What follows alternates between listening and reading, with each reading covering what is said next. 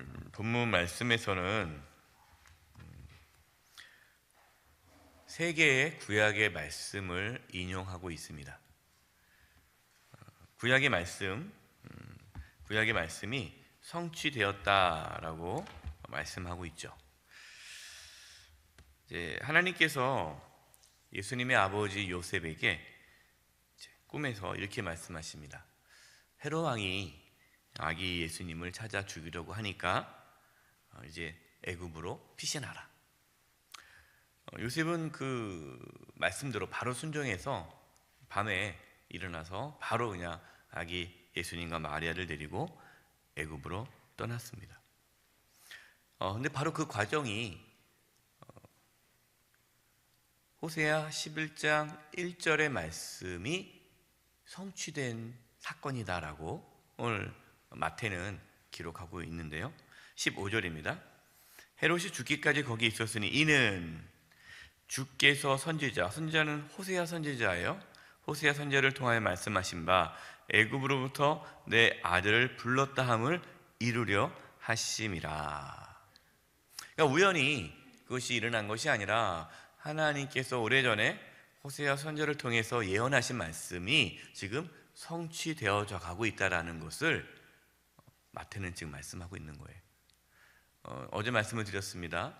마태복음은 유대인들을 대상으로 쓴 복음서이기 때문에 유대인들의 관심은 구약에서 말씀하신 메시아 그리스도가 누구냐, 이 관심이거든요. 바로 그분이 예수님이다라는 것을 계속해서 이제 말씀을 근거로, 구약의 말씀을 근거로 지금 설명하고 있는 거예요. 호세아 11장 1절 이 말씀을 보면 호세아는 이스라엘 백성을 하나님께서 애굽에서 나오게 하셨다라는 말씀을 합니다. 호세아서를 우리가 읽으면 호세아서는 이스라엘 백성들이 좀 계속해서 하나님을 떠나 악한 일을 행하고 있잖아요. 근데 하나님께서 호세아 선지자를 통해서 너희들이 예전에 애굽에서 종로를 탈 때 하나님께서 너희를 애굽에서 구원해 주지 않았느냐, 그 하나님을 너희들이 다시 기억하고 하나님께 돌아오라 라는 그 말씀을 호세아를 통해서 말씀하셨거든요. 하나님께서 애굽에서 종노릇하며 고통 가운데 있었던 이스라엘 백성들을 불쌍히 여겨서 구원해 주셨듯이 하나님께서는 죄의 종노릇함으로 고통 가운데 있는 저와 여러분을 구원해 주시기 위해 예수님을 보내주셨다라는 것을 이 사건을 통해, 예수님이 애굽으로 피신했다가 다시 애굽에서 돌아오는 그 과정이 그 구속사거든요. 그러니까 그것이 하나님의 출애굽 사건, 그러니까 출애굽 사건이 바로 예수님을 보내서 우리를 구원해 주고자 하는 그 구원의 예표다라는 것을 말씀하고 있는 거예요. 이스라엘 역사 가운데 출애굽의 사건은 역사적인 사건이죠.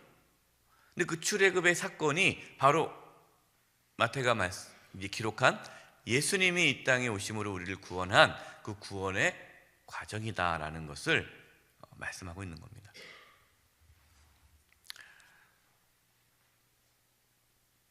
헤롯 왕은 이제 박사들이 자기를 속였다라는 것을 알고 나서 화가 나죠. 그래서 이제 군사를 보내서 계산해 보니까 그때 박사들이 얘기했을 때 그 시기를 보니까 2살 이하의 아이들을 다 죽이면 되겠다 생각한 거예요. 그래서 이제 2살 이하의 남자 아이를 다 죽이라고 이렇게 명령합니다. 헤롯 왕이 권력이 있으니까 다 죽이라고 하면 죽일 수 있는 거 아닙니까? 그러나 하나님께서는 헤롯이 아무리 권력이 있고 힘이 세도 하나님은 벌써 그 전에 아기 예수님을 애굽으로 피신시키지 않았습니까? 이처럼 세상이 아무리 강하고 세상이 아무리 힘이 있어도요, 하나님의 자녀, 저와 여러분은 하나님의 보호하심 속에 살아갑니다. 하나님께서 우리를 지켜주세요. 우리를 해하지 못합니다. 여러분, 세상을 두려워하지 마세요. 하나님은 우리와 함께 하시는 거예요. 오늘 본문에서 헤롯 왕이 베들레헴에 있는 남자 아기들을 죽인 사건이 또 예레미야 31장 15절의 말씀대로 성취되었다라는 것이에요. 지금 두 번째 구약의 말씀, 예레미야 31장 15절 말씀이 성취됐다. 어떤 것이요?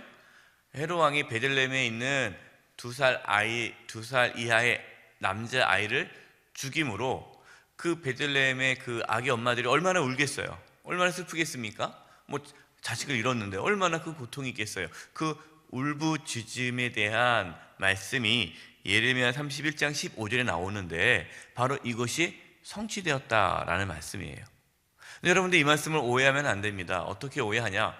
그러면 하나님께서 수백 년 전에 예레미야를 통해서 이 베들레헴에 있는 아기들이 다 죽을 것을 하나님께서 미리 계획하셨느냐? 그러면은 지금 이 헤롯 왕이 이 아이를 죽인 것이 하나님의 계획 가운데 들어가 있냐? 그러면은 어떻게 우리가 오해할 수 있어요? 하나님께서 그렇게 하신 것처럼 오해할 수 있잖아요. 그 뜻이 아니에요. 예레미야 31장 15절 말씀을 우리가 좀 이해를 해야 합니다. 이제 우리 본문에서 본문을 보겠습니다. 18절이에요. 본문 18절. 라마에서 17절부터 본다면 17절부터 본다면 이에 선지자 예레미야를 통하여 말씀하신 바, 이게 예레미야 31장 15절이에요. 라마에서 슬퍼하며 크게 통곡하는 소리가 들리니 라헬이 그 자식을 위하여 애곡하는 것이라. 그가 자식이 없으므로 위로받기를 거절하였도다 함이 이루어졌느니라. 이거를 좀 본문을 이해를 해야 돼요. 예레미야 31장 15절 말씀을 보면은 이해가 되는데요. 예레미야 선지자는 어떠한 선지자입니까? 이스라엘 백성들이 이제 바벨론에 의해서 멸망당하고 예루살렘 성이 무너지고 이제 포로로 끌려가는 것을 예언한 선지자잖아요. 그리고 실제로 포로로 끌려가는 것을 눈으로 본 선지자예요. 그래서 오늘 본문에 나와 있는 라헬이 라마에서 자식을 위하여 애곡했다라는 이 표현은 성경에서 이 라헬은 이스라엘의 어머니를 대표하는 여인입니다. 그러니까 라헬이 울었다라는 것은 이스라엘의 어머니들이 울었다. 근데 이 예레미야 31장 15절의 배경은 예루살렘에 있던 어머니들이 이제 점령당하고 아이들이 포로로 끌려가는 거예요. 아이들이 포로로 끌려가는 모습 보면서 울부짖는 그 어머니의 모습을 얘기하고 있는 겁니다. 마치 베들레헴에서 사랑하는 아들을 잃게 되어 고통과 슬픔 가운데 울부짖는 그 어머니처럼 우리도 죄로 인하여 고통과 슬픔을 겪을 수밖에 없게 되었다라는 거죠. 그래서 예수님께서 이러한 죄의 고통과 억압으로부터 우리를 자유케 하기 위해 생명을 주시기 위해 이 땅에 오셨다라는 것을 말씀하고 있는 겁니다.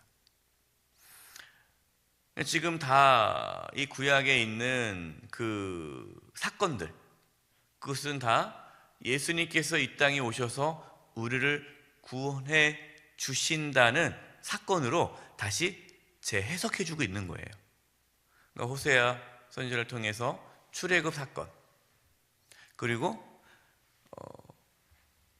유다가 바벨론에 의해서 멸망당하고 포로로 끌려가는 그 고통과 아픔, 다시 돌아오지 않습니까? 포로에서 돌아오는 또 구원이 있잖아요.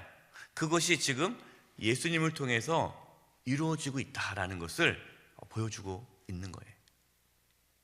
우리가 구약의 말씀을 읽을 때 그 구약에 있었던 모든 사건은 사실이죠. 하지만 하나님께서 그런 구약에 일어나는 모든 그 역사적인 사건이 바로 예수님이 우리를 구원하기 위한 그 모든 과정을 상징적으로 보여주는 사건이다라는 것을 지금 이 마태가 복음서를 쓰면서 기록하고 있는 겁니다. 그래서 호세아, 예레미야 선지자를 통해서 하나님께서 말씀하셨던 그 모든 것이 이제 드디어 예수님을 통해서 우리 가운데 이루어진다라는 거죠. 19절입니다.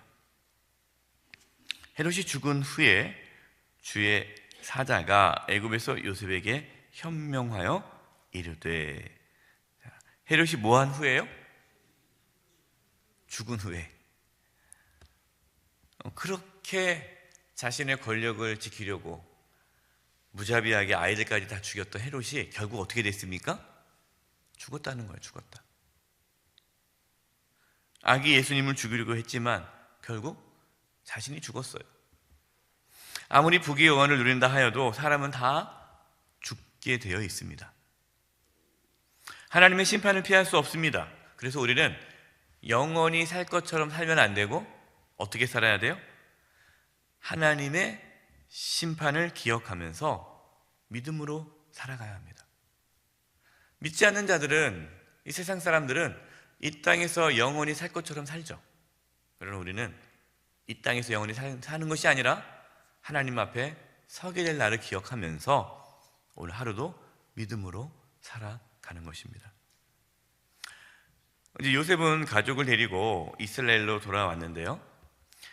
이제 헤롯이 죽고 그 아들 아켈레오가 왕이 되었어요. 근데 그 아켈레오 왕이 포악합니다. 포악해서 하나님께서 베들레헴이 아닌 북쪽 갈릴리 나사렛 동네로 가라고 하십니다. 그런데 나사렛 동네로 가라 하신 것도, 예수님께서 나사렛에서 자라게 된 것도, 그것도 구약의 예언의 성취다라는 거예요. 23절입니다. 나사렛이란 동네에 가서 사니 이는 선지자로 하신 말씀에 나사렛 사람이라 칭하리라 하심을 이루려 하심이리라. 자, 여기서 또 선지자는 누구를 말하느냐? 이사야 선지자를 말하는 거예요. 세 번째 구약의 성취에 대한 말씀이에요. 이사야 11장 1절 말씀을 성취하기 위함이다 라고 말씀하는데요. 여러분 성경에 보면, 이제 여러분 갖고 있는 성경에 보면은 거기에 이렇게 표시가 되어 있죠. 뭐 기역, 니은, 디귿, 리을. 그래서 이사야 디귿이라고 써 있으면서 이사야 11장 1절 이렇게 써 있을 거예요. 예. 이것이 이제 그 인용한 성경인데, 제가 이사야 11장 1절과 2절을 읽어드리겠습니다. 이새의 줄기에서 한 싹이 나며 그 뿌리에 한 가지가 나서 결실할 것이요, 그의 위에 여호와의 영 곧 지혜와 총명의 영이요 모략과 재능의 영이요 지식과 여호와를 경외하는 영이 강림하시리니. 이사야 11장 1절에서는 이새의 줄기에서 한 싹이 난다라고 말씀하셨어요. 그런데 우리 본문에서는 나사렛 사람이라 칭하리라 하심이 이루려 함이로라 라는 말씀이 나와요. 전혀 이 말씀이, 오늘 본문 23절 말씀이 이사야 11장 1절과 전혀 관계없는 것처럼 보이지 않습니까? 그러나 관계가 있어요. 뭘 알면 아냐면은 이사야 11장 1절에 이새의 줄기에서 한 싹. 이새는 누구죠? 다윗의 아버지예요. 그래서 이사야 11장 1절은 그러니까 이새의 줄기라는 것은 여기서 이새의 줄기에서 한 싹이 난다라는 것은 바로 다윗을 의미하는데, 하나님께서 메시아 그리스도를 누구를 통해서 보내주시느냐? 다윗의 자손을 통해서 메시아가 온다라는 것을 예언한 말씀이 이사야 11장 1절입니다. 이것이 나사렛과 무슨 관계가 있느냐? 이 줄기와 싹이라는 단어가 있는데, 이 단어가 나사렛이라는 단어와 비슷해요. 그러니까 지금 이 단어, 이 발음 나는 그 언어를 가지고 나사렛이라는 걸 표현하는 겁니다. 그러니까 줄기, 싹이라는 뜻을 갖고 있는 단어가 나사렛인데 그 싹 줄기라는 뜻을 갖고 있는 동네 이름이 나사렛이에요. 그래서 나사렛 그러면은 그 동네는 줄기, 싹이라는 의미가 들어있는 동네입니다. 바로 이것은 예수님께서 나사렛에서 자랐다라는 것은 이사야 11장 1절에 말씀하고 있는 이새의 줄기에서 한 싹이 났는데 바로 그 싹이 나사렛에서 자라신 예수님이다라는 것을 마태는 지금 설명하고 있는 거예요. 마태는 지금 유대인들에게 지금 계속해서 세계의 구약의 말씀이 성취되었다라면서 무엇을 말씀하고 있는 거예요? 유대인들이 다윗의 자손 중에서 메시아 그리스도가 나온다라고 알고 있었는데 바로 그 그리스도 메시아가 누구라는 겁니까? 예수님이다라는 것을 쭉 설명하는 거예요. 우리야 구약을 모르니까 이것이 별로 와닿지 않지만 유대인들에게 있어서 이 마태복음의 오늘 본문 말씀은 예수님이 그리스도 메시아라는 것을 보여주는 증거가 되는 거예요. 저는 말씀을 묵상하면서 우리는 이거 사실을 알게 되었는데요. 예수님께서 우연히 이 땅에 오시지 않았다는 거죠. 예수님께서는 이미 하나님께서는 구약의 많은 선지자를 통해서 예언하셨고 하나님의 놀라운 구원의 계획에 따라 우리를 구원하기 위해 이 땅에 오신 메시아 그리스도 구원자이시다라는 겁니다. 예수님께서 이 땅에 오셨을 때 많은 그런 역사적인 사건들이 일어났어요. 하나님의 구원을 막는 헤롯 왕 보세요. 예수님을 죽이려고 하잖아요. 그뿐만 아니라 우리가 이제 쭉 복음서를 읽다 보면 예수님의 구원, 예수님께서 구원을 이루기 위해 많은 일들을 하시는데 그것을 방해하는 세력들이 있어요. 그렇죠? 그러나 예수님은 하나님은 그 모든 구원의 계획을 이루어 가시는 것을 볼 수 있습니다. 마찬가지예요. 저와 여러분의 삶 가운데 하나님의 놀라운 구원의 계획이 시작됐습니다. 우리는 세상에 살아가면서 많은 그러한 공격과 방해가 있을 거예요. 우리를 넘어뜨리려고 하고 하나님의 구원의 계획이 이루어지지 못하도록 방해하는 세력이 있어요. 그러나 여러분 걱정하지 마세요. 하나님께서 우리를 끝까지 지켜주십니다. 결국에는 하나님께서 예수님을 통해 구원의 그 계획을 이루어 가듯이 우리 각자 한 사람 한 사람을 통해서 하나님의 놀라운 구원의 계획을 이루어 가십니다.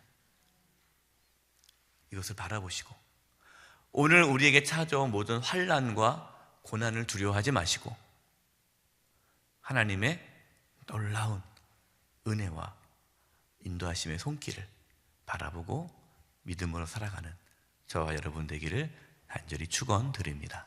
기도하겠습니다.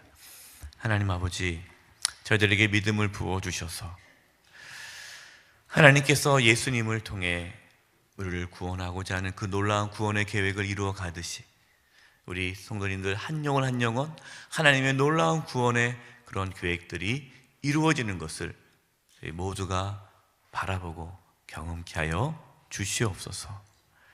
예수님의 이름으로 기도드립니다. 아멘.